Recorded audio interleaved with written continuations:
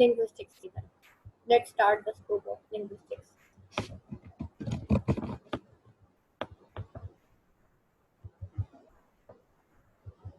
यहाँ पे देखिएगा scope of linguistics. Linguistics today is a subject of study independent of other disciplines. Before the 20th century, the study of language was not regarded as separate area of study in its own right. It was considered to be a part of studying the history of language or the philosophy of language.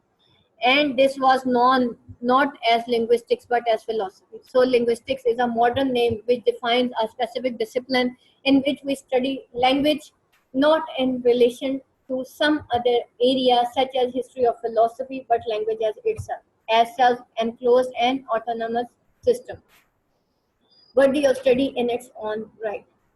Linguistic, अब यहाँ पे देखें क्या scope है linguistics का, क्यों पढ़ी जा रही है, क्या क्या इसकी आगे ब्रांचेस हैं, क्या क्या करने जा रहे हैं अभी हम लिंग्विस्टिक्स के अंदर, क्यों पढ़ रहे हैं, क्या आज क्या इम्पोर्टेंस है लिंग्विस्टिक्स की आज के दौर में, ये क्वेश्चन हम पढ़ने जा रहे हैं.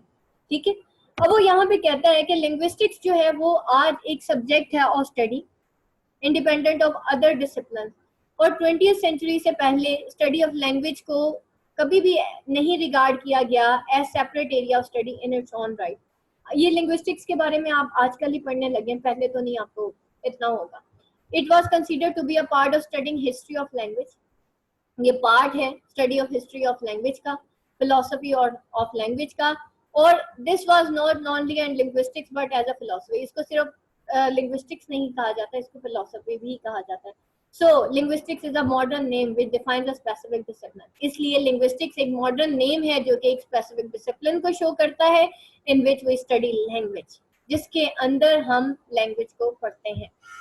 Not in relation to some other area such as history or philosophy, but language as itself as a self-enclosed and autonomous system worthy of study in its own right. It was necessary at the beginning of the growth of modern linguistics to define this autonomy of the subject. Otherwise, it would not have been possible to study the language system with the depth and exhaustiveness which it requires. However, now we acknowledge that while linguistics is a distinct area of study, it is also linked to other disciplines and there are overlapping areas of concern. और इसी तरह overlapping areas भी हैं of concern के. आगे चलते हैं. अब इसके कंसर्न्स देख लेते हैं क्या क्या. The main concern of modern linguistic is to describe language.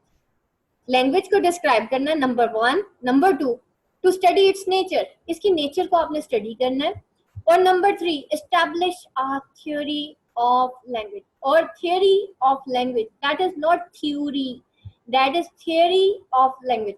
तो यहाँ पे डिस्क्राइब करना है हमने कि लैंग्वेज क्या है, उसकी नेचर क्या है और थियरी ऑफ लैंग्वेज क्या है. ठीक है, उसको एस्टैब्लिश करना. That is its aim at studying the components of language system. और इसका ये एम किस पे करती है, studying components of language system. ये क्या लिखा हुआ, कंपोनेंट्स. कंपोनेंट्स किसे कहते हैं, पार्ट्स को. ठीक है, अब हमने लैंग्वेज सिस्टम के डिफरेंट कंपोनेंट्स को स्टडी करना है and to ultimately arrive at the explanatory system on how system work. और एक explanatory system होगा जिसमें आप देखेंगे कि system work कैसे करता है. मैंने बहुत कुछ linguistics से भी लर्न किया. आगे जो इसकी different studies आएंगी ना, उससे मैंने बहुत कुछ लर्न किया है. और literally I have applied in my academy. और मैंने not only in academy, मैंने अपने बहुत सारे relations में ये चीज़ें अप्लाई करने की कोशिश की है. मैंने जो पढ़ा उसका अप्लाई किया लाइफ के अंदर, अल्हम्दुलिल्लाह पूरी कोशिश की है. मैं ये नहीं कहूँगी कि सारे का सारा अमल कर लिया. अमल करना वाकई बहुत मुश्किल होता है, दावा नहीं कर सकती, लेकिन कोशिश ज़रूर की है कि इसको अप्लाई किया जाए. जो पढ़ा है उसको अप्लाई ज़रूर करें. You will feel the difference कि there is some difference in that मतलब पर्टिकुलर एरिया में ना आपके बहुत डिफरेंस फील होता है. तो फिर वो क्या कहते हैं, या मॉडर्न लिंग्विस्टिक्स की बात आ रही है. In modern linguistic the activity of describing the language system is the most important and so modern linguistics is generally known as descriptive. Modern linguistics को हम डिस्क्रिप्टिव लिंग्विस्टिक्स कहते हैं. But linguistics has other concerns as well which fall within its scope, and these include historical and comparative study of language. These differ from descriptive approach in the emphasis. Otherwise, these approach also involve description of language. Next है levels of analytical linguistic analysis. ये बेटा scope of linguistics के का ही part है. Levels हैं linguistics analysis के. इन studying language, what is subject matter of linguistics? We mark or subdivide the area in order to study it in an analytical and systematic way. Language has a hierarchical structure. This means that it is made up of units which are themselves made up of smaller units which are made of still smaller units till we have smallest individual units such that a single distinguishable sound called a phoneme. सबसे वो जो छोटी कल मैं आपको ख sound बता रही थी ना, वो साउंड है और उसको फोनीम कहा जाता है. और वही मैं can put it in other way round and say that single sound or phoneme combine together to make larger unit of sound. These combine into larger meaningful unit called a morpheme. ठीक है, और ये phonemes मिलके क्या बनाते हैं? Morphemes. Morphemes combine to form larger units of words. Morpheme जो है फिर combine होते हैं, larger units of words बनते हैं. Words combine to form larger units of sentence. Words जो हैं वो combine होते हैं और वो larger unit of sentence बनाते हैं.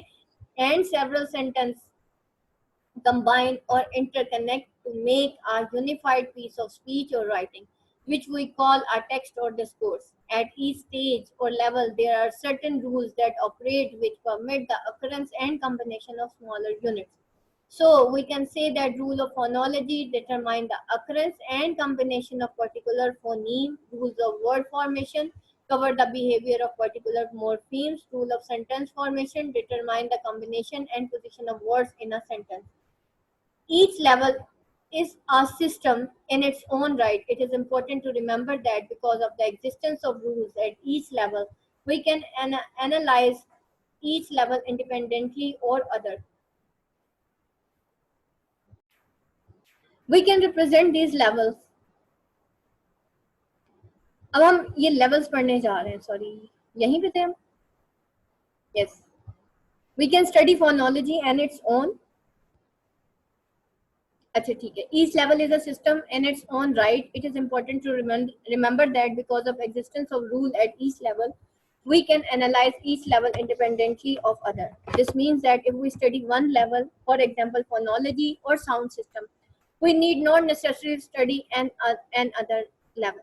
इसका मतलब ये है कि अगर हम एक लेवल पढ़ लेते हैं फॉर एग्जांपल फोनोलॉजी और साउंड सिस्टम को, तो शायद हमें नेसेसरली स्टडी करने की जरूरत ना पड़े दूसरे लेवल को. Say that of sentence formation, we can study phonology on its own and syntax on its own. हम सारे ही levels पढ़ेंगे and on its own पढ़ेंगे. Although these levels are linked in that one is lower in hierarchy and other is higher in hierarchy, and the higher level includes the lower, and still each level is independent because it has its own rules of operation and that can be described, analyzed and understood. Her level जो है वो अपने ही rules जो है उसको operate करता है. अब देख लेते हैं कि क्या क्या levels हैं और क्या क्या इनका function है.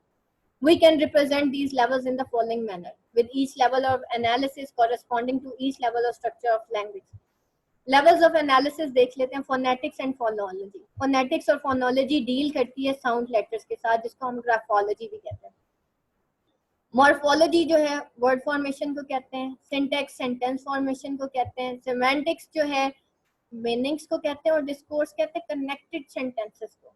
ये discourse analysis आपके सिलेबस में इंक्लूडेड नहीं है पंजाब यूनिवर्सिटी के. Semantics तक आपका सिलेबस इंक्लूडेड है. ठीक है, ये जो आप पढ़ रहे हैं ना, ये चार जो है ना, ये आप लोगों ने करना है. और इसमें जो मेन है that is phonetics and phonology, then morphology. Syntax हम छोड़ देंगे और उसके बाद हम सेमेंटिक्स पढ़ेंगे. ठीक है, और अगर आपके पास एनकेएम की बुक है और आप उसके पहले 6 चैप्टर्स कर लेते हैं, आपका पेपर सॉल्व हो जाएगा. ठीक है, इतनी आसान है लिंग्विस्टिक्स सॉल्व करना. बस थोड़ी सी साइंटिफिक स्टडी है, स्टूडेंट उससे भागते हैं. अदरवाइज पहले 6 चैप्टर्स कर लें, आप सेमेंटिक्स भी छोड़ दें, आपका पेपर हो जाएगा. A careful look at the above diagram will show that levels of language structure are not completely separate from one another. ये जो language levels हैं language के structure के, ये completely separate नहीं है एक दूसरे से. In fact, there are important and vital linkage between the levels. In earlier studies, it was supposed that phonology, the level of sound structure, had no link whatsoever with semantics or the level of meaningful structure. Now we know that links between these levels are far more complex than we had earlier accepted. With regard to discourse, we can see that it is made up of all levels of language working together, while semantics incorporate analysis of meaning at the level of both words meaning and of sentence meaning. Semantics जो है वो incorporate करती है analysis of meaning के साथ कि ये जो मीनिंग्स हम किसी भी ऑब्जेक्ट को देख के जो हम मीनिंग अटेन करते हैं वो कैसे होता है और ये at the level of both word meaning जो है हम उसको कैसे लेते हैं and sentence meaning. However, we can study these links only after we describe and analyze structure at each level separately.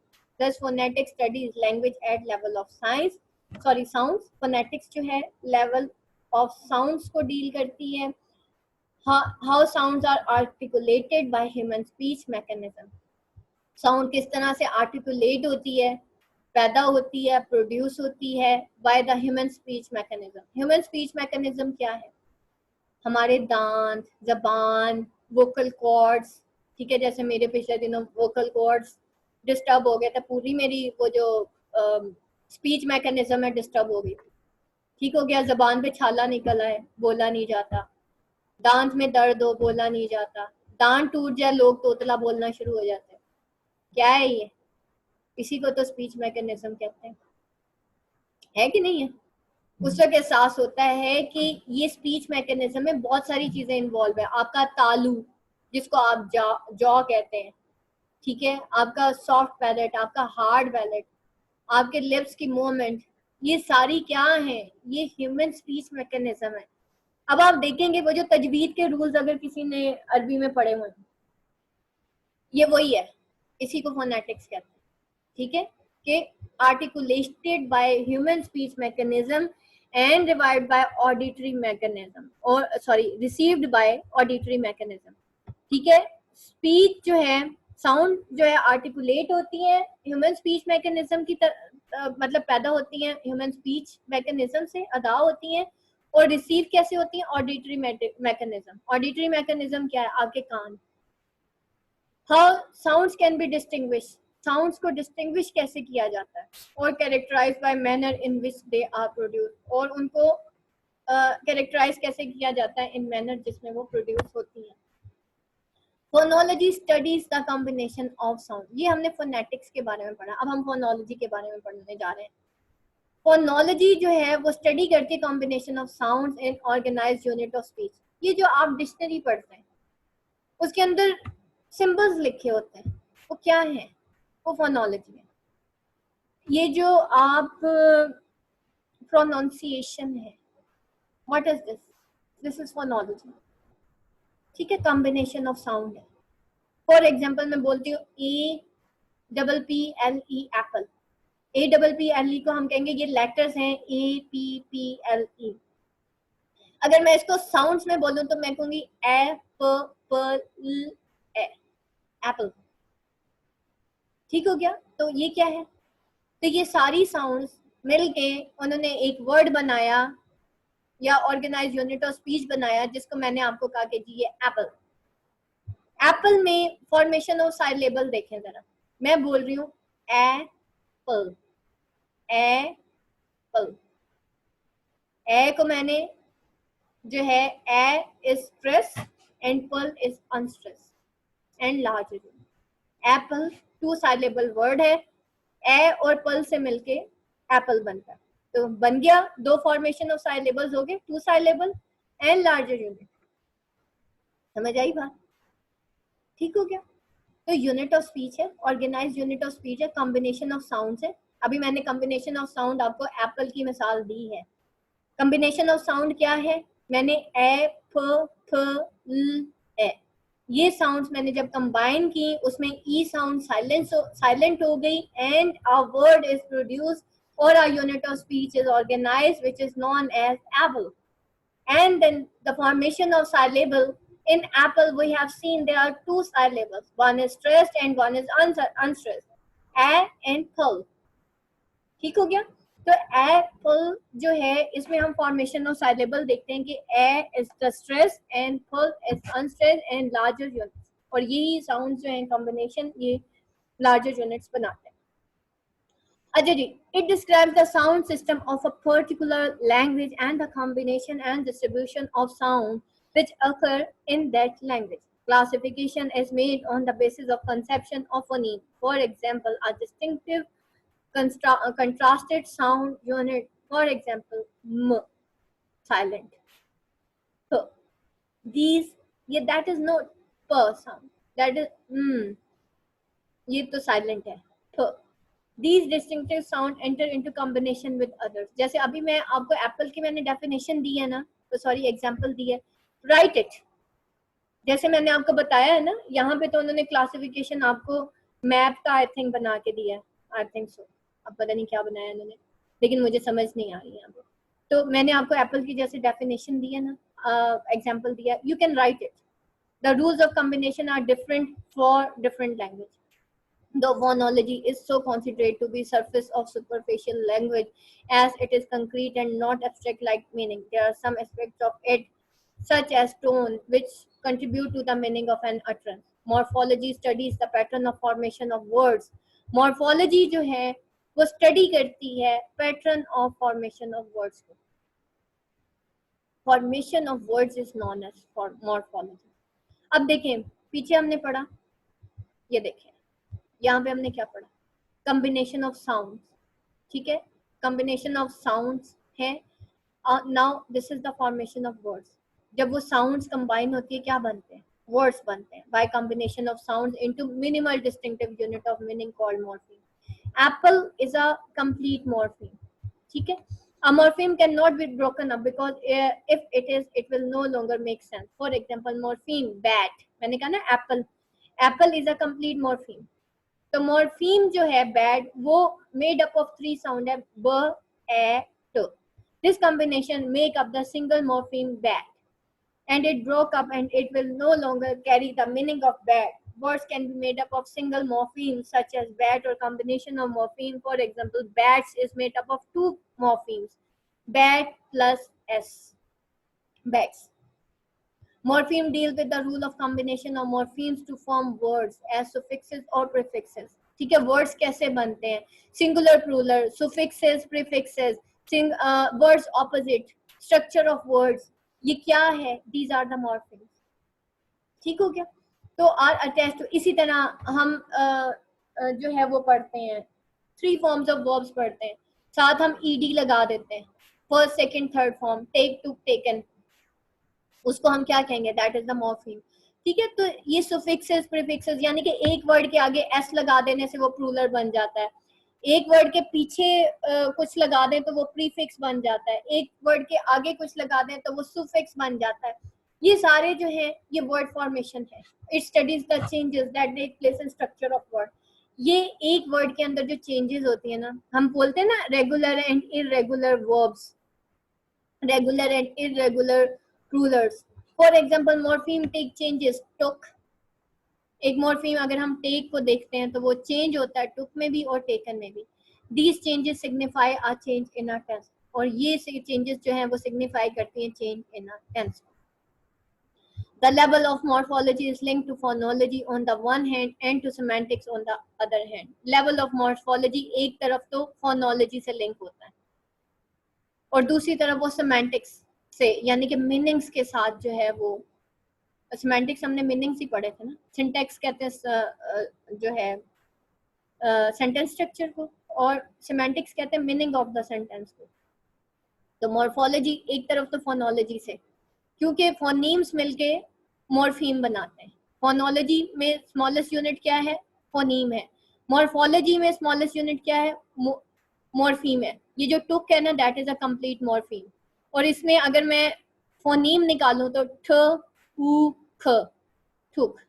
ठीक है, दैट इज द फोनीम. तो it is clear in the above example of take that the change to took involves a change in the one of the sound in this morpheme. It also involves a change in meaning Takes means the action take plus time present, and took means the action take plus time past.